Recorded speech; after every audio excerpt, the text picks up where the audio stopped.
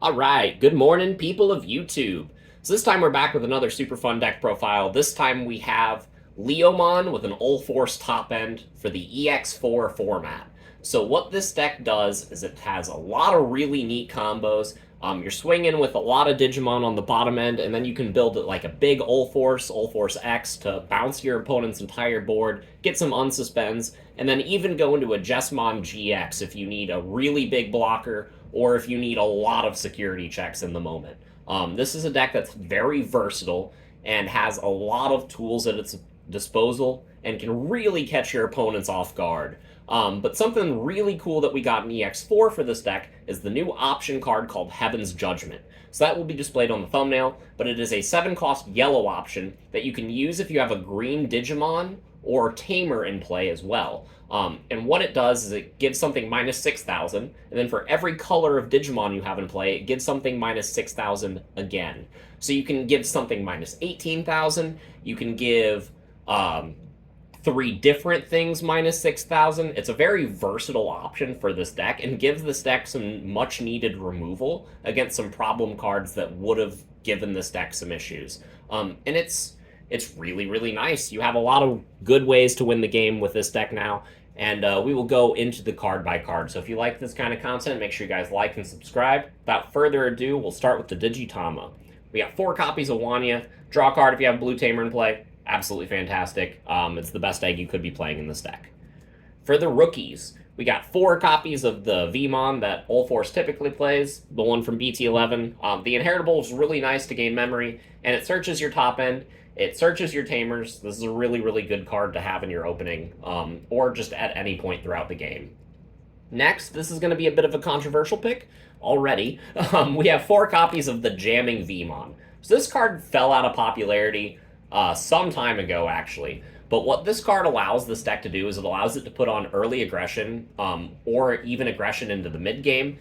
And then whenever you're swinging with this card, your opponent will typically answer it on their next turn, just pretty easily. So if you just evolve this card after it lives its security check into a Veemon or into like a Leomon, then your opponent is less inclined to deal with it, and then you could either just get free memory out of it, or you're getting another check out of the body on the following turn. So this card is a very multifaceted card for this deck, and it adds a lot of value.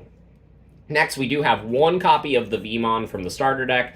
Drawing more cards as an inheritable is nice, but also you can warp into All-Force sometimes. It's pretty inconsistent, so this card is only in here as a one-of, but increasing the Veemon names is pretty cool. Also, I've done things in testing, like pull this card out with Calamarimon and then warp into an All-Force to bounce a board, and play a Jerry to play a Leomon. And plays like that are accessible with this card as a one-of. So I'm considering bumping it up. I'm also considering cutting it entirely, but it's a neat tech in the deck. So for the last rookies, we have 2 copies of Madoki Beta and 2 copies of Sayako. Floodgates are good. Sayako is really good into stuff like Bloom Lord, Red Hybrids to prevent the Aldemon plays. And then Madoki Beta is better in formats where there are a lot of memory boost. So as the format shapes up, this ratio will be adjusted, but I do want Floodgates in this slot. So that is it for the rookies. I do think it is important to play 13s. That way you can open them and consistently see them throughout the games. That way you're constantly putting on pressure. So for that reason, I would not play any less. On to the champions. We got 4 copies of the good Leomon that lets you draw a card, gains memory, and it's a blocker. This card's absolutely fantastic, and it's even better if you play it for free off of Jerry. We got 3 copies of the Leomon from BT1. This card is very, very old. And on deletion, you gain 2 memory. So this card, helps the Jerry plays.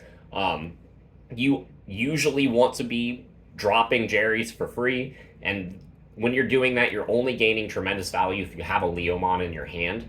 So I am maxing out on the number of Leomons that I could be playing. I guess I could be playing 1 more copy of this BT1 Leomon, but there are definitely better cards to be playing. And this card still gives you a lot of value. If you evolve this over the Jamming Veemon, like I said, they delete it, you gain 2 memory. You can often swing it back to your turn. And getting cards like this for free off of the Jerry is fantastic. Or even having the names that you can increase your likelihood of resolving stuff like Panya X is really good. So we play 7 Leomons in name. We do play 1 copy of Leomon x-antibody. This card combos really well with the Davis Ken and the Chimeramon. But overall, this card is a little bit lackluster, but there are some really cool things you can do, right? Like you can swing the jamming Vmon, evolve into Leo, and then evolve evolve the Leo into Leo X, and then tap the Davis Ken, unsuspend Leo X, and then swing with this. If this dies, then you get to play the Leo that was in your sources. So there are some really neat combos that you can do with this, and I do think it is worth the 1 of inclusion, but I definitely wouldn't play anymore. We do have 1 copy of Magnamon. This card combos really well with all of our Vmons, and it combos really well with our Jesmon GX on the top end. So this is a card that I really want to bump up in this list. I think 2 is a perfect sweet spot, but space in this deck is really, really tight. So we are playing just 1 for now. And then we have the new hybrid package from BT12. We have the 1 copy of Calamarimon. This card lets us play cards from our sources, mainly level 3s, or I guess only level 3s, and it's going to be one of those things that you can play Floodgates, you can play more Vmons, get more searches. This card is absolutely fantastic, and again, it's just a really, really good 1 of to put some spice in the deck and give this deck more lines of play. And then we have 2 copies of Leomon. This card can tuck a card into its sources to give it jamming, which can combo well with the Calamarimon. It can combo well with the getting the Vmon in your sources that you can gain more memory off of going into Panya to follow it up. It's really good, and also it gives you something to do with your Jerrys after you play them for free. Because playing Jerry, playing Leo is really good, and then the next turn, turning that Jerry into a body is also really good. So that is it for the level 4s. We do play quite a few of them, and that is because they are our main means of offense and defense for this deck. So going into the level 5s, we got 3 copies of Panyamon. So this card is absolutely fantastic. The inheritable effect to give things rush is really good. The Wind Digivolving effect to play a Tamer for free is really, really good. The only reason we are not maxing this card out is because it is a green Digimon. It cannot actually evolve into our level 6s without the support of Panyamon X. So that is the reason we are maxing out on the Panyamon X over the Panya, so that way we always have a Panya X to throw over the Panyamon, and then we can Digivolve this stack into an Ulforce. Ulforce will play the Jerry, playing the Leomon, and then the Panyamon will give the Leomon Rush. So there are a lot of really cool lines of play you can do with these level 5 specifically, and these are the main combo enablers and extenders in the deck. So we do play 1 more level 5, and that is the single copy of Chimeramon. So this card is absolutely clutch. You can get this card to 5 colors, like if you tuck a Panyamon under it from the trash with its Wind Digivolving effect, and then like use a Magnamon or something, you can hit blue, green, yellow, and white. I guess that's 4 colors. But even still, minus 4,000, the plus DP to get it to the stats of a Mega is really fantastic. And this card combos really, really well with Heaven's Judgment, which is absolutely absurd. You're swinging with level 4s a lot. You can give them jamming, so they'll typically live. And this card can be an extender as well, just evolving, just DNA Digivolving the 2 level 4s that lived your turn into this card swinging again, is really, really nice. And the level 5s have been doing wonders for this list. So on to the level 6s. We play 2 copies of Ulforce Vidramon from BT11 and 2 copies of Ulforce X from BT12. The main reason for this ratio is because Ulforce X, I feel, combos better with the Jesmon GX. And just Wind Digivolving, being able to unsuspend, is really, really nice and doesn't require a lot of setup. Typically, you are playing the Tamer that you have in hand off of the Panya. So Ulforce is a really, really strong card, but you need to have a really good hand in order to use it to its fullest potential. So if I were to increase the level 6 count, I would bump up the BT11 Ulforce by 1 and play a 3-2 split. but since I'm at 4 right now, I do really like this. This works really well at controlling the board, providing a lot of offense, and then also being able to like play my Tamers on suspend and do all sorts of fancy Ol' stuff. So these cards are absolutely fantastic, and they are the level 6s that I'm playing for now. Until BT 13 and we get Leopardmon. That card's going to be dope.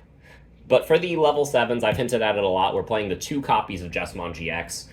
2 might be a bit excessive, but in decks, or in matchups that you need to see it, you're going to bottom deck it a lot if you only play the 1 copy. So that's the reason for the 2 here. And yeah, being a really big dude with blocker, piercing, and blitz is fantastic. The Sack Attack up is fantastic. You can typically tuck the Ol' X or the Magnamon under to get it to unsuspend and then blitz, doing the Blitz Omni thing from BT5. So this is just a fantastic finisher, and there's a reason it's going up in price. So for the Tamers, we got 4 copies of Jerry. It's pretty much a mandatory 4 of in this list. Draws you cards, plays your Leo, then digivolves into a hybrid. It's absolutely fantastic.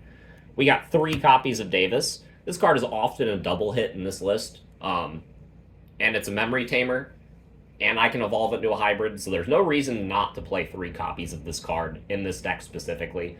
And, you know, these cards fulfill the threshold for being dropped off of Ponyamon for free, which is always good. And then the last tamer, we play the 1 copy of the Davis Ken. This card isn't as good. It can do some unsuspending shenanigans, but most of your cards already do that.